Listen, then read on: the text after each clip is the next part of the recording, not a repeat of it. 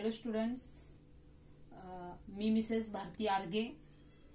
Second year मध्ये तुमचा जो कॉस्ट अकाउंटिंग सब्जेक्ट आहे तो आपण बघणार आहोत. लास्ट इयर मध्ये आपण फायनान्शियल अकाउंटिंग बघितलेलं होतं.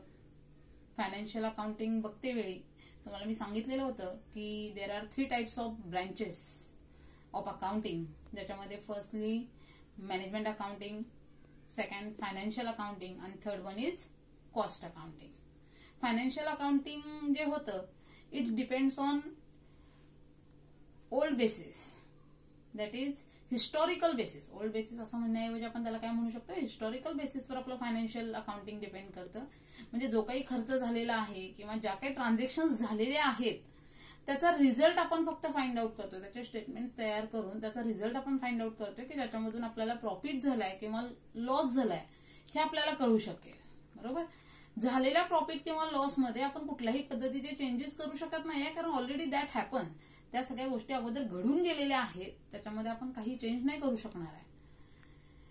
त्याच्यामुळं फायनान्शियल अकाउंटिंग मध्ये जे काही लिमिटेशन्स आहेत ते लिमिटेशन्स डेव्हलप करण्यासाठी म्हणून आपण काय करतोय, कॉस्ट अकाउंटिंग बघतोय. बरोबर आहे. मग त्याच्यासाठी आपल्याला अगोदर काय माहिती पाहिजे, तर कॉस्ट म्हणजे काय हे आपल्याला माहित पाहिजे. तर कॉस्ट इज अन एक्सपेंडिचर. म्हणजेच काय, तर कॉस्ट म्हणजे खर्च. मग कसा खर्च, तर जो एखाद्या ठराविक वस्तूसाठी किंवा एखाद्या ठराविक जॉबसाठी झालेला आहे असा जो खर्च आहे तो खर्च म्हणजे कॉस्ट. ओके. तर करंट इयर मध्ये आपल्याला बघायचं आहे cost accounting. Cost accounting is the branch of accounting dealing with classification, recording, allocation, summarization and reporting of current and prospective cost. That after we will see cost. The term cost indicates the amount of expenditure incurred or attributable to a specified thing or activity or cost unit. त्याच्यानंतर आपल्याला बघायचं आहे objective of cost accounting. आपल्याला 7 प्रकारचे objective त्याच्यामध्ये बघायचे आहेत. त्याच्यामध्ये पहिला असेल कॉस्ट असर्टेनमेंट, दुसरं कॉस्ट अनालिसिस, तिसरं डिटर्मिनेशन ऑफ सेलिंग प्राइस, चौथं कॉस्ट कंट्रोल, पाचवं कॉस्ट रिडक्शन, 6वं प्रिपरेशन ऑफ रिपोर्ट्स आणि 7 नंबर आपल्याकडे असेल प्रोव्हाइडिंग बेस फॉर डिसिजन्स. तर पहिलं जे सांगितलेलं आहे cost ascertainment. The main objective of cost accounting is to ascertain the cost of product, service और job. Total cost as well as per unit cost is ascertained by using any suitable costing method or costing technique.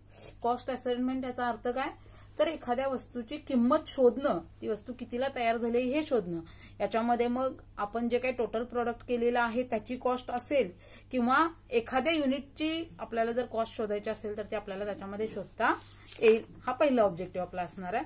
त्याच्यानंतर दुसरं cost analysis.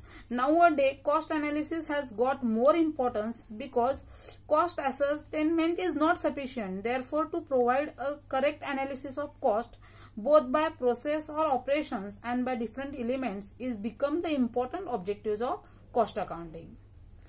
Third one is determination of selling price. Determination the proper selling price of a product or service is one of the very important decisions of the management. Cost accounting provides the base of determine the selling price by disclosing detailed and relevant cost figures. Ascertainment of profitability. Cost control. Cost accounting helps in controlling the cost of product. The objective of cost accounting is to develop a system of cost control for materials, labor and overheads as well as control of stock. Therefore, the cost minimize the capital locked up. Cost control याचा अर्थ काय, तर वस्तूची जी काही किंमत आहे ती आपण कशा पद्धतीने कमी करू शकतो. म्हणजे जर आपल्याला मटेरियल मध्ये काही कमी करता येईल का किंवा लेबर चार्जेस आपल्याला काही कमी करता येतील का हे आपल्याला इथं बघता येऊ शकेल. Cost reduction. In the today's competitive age, cost reduction has become the main objectives of cost accounting. Due to proper analysis of cost, management can disclose ways of wastage of material, labor and overheads.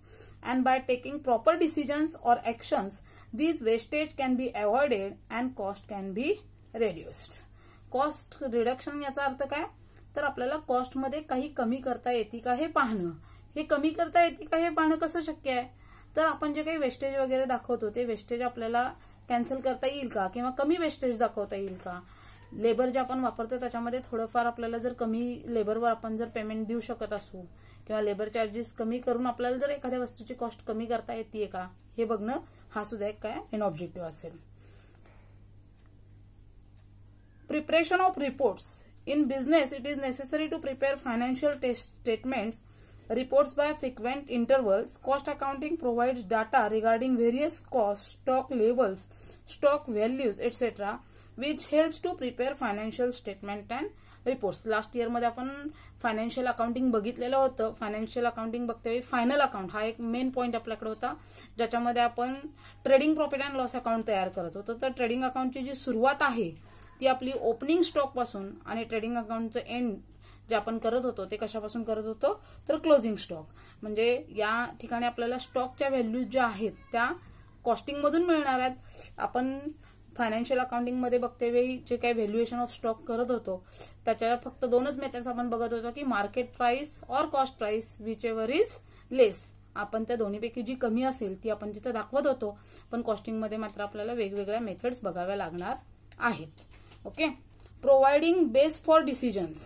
One of the important objectives of cost accounting is to provide base for management decisions. Cost accounting supply useful data to management for taking various decisions such as introduce a new product, replacement of labor or machine, make or buy, shut down or continue a particular activity, etc. हे काय झालेले आहेत आपले objective झालेले आहेत की ज्याच्यामध्ये त्या वस्तूची किंमत शोधणं, कुठले खर्च कशा पद्धतीने आलेले आहेत, कशा पद्धतीने आपल्याला सेलिंग प्राइस ठरवता येईल, कोणत्या कॉस्टमध्ये आपण काही कमी करू शकतो का हे आपल्याला बघता येऊ शकेल.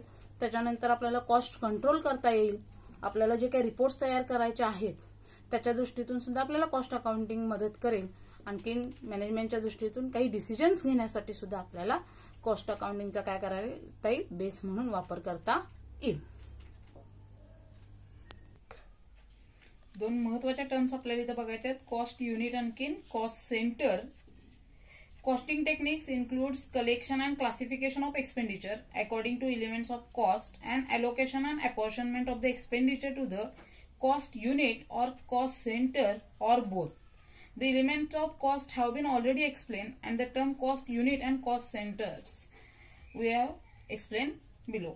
Cost unit. In cost accounting, it becomes necessary to select a proper unit with which expenditure may be identified. Cost unit is a unit of measurement in which cost may be ascertained. The CIMA London defines a cost of unit as a unit of quantity of product or service or time in relation to which cost may be ascertained or expressed. Then cost center. According to the CIMA London, cost center means a location, person or item of equipment for which cost may be ascertained and used for the purpose of cost control. Cost center represents a head of account under which costs are recorded or gathered to facilitate their distribution and control. In the process of ascertaining the cost of any product in the first stage, the general cost of the firm are classified department-wise or equipment-wise or significant person-wise, depending upon the suitability or situation. These different departments, equipments with reference to which costs are collected for cost ascertainment and cost control are called cost centers.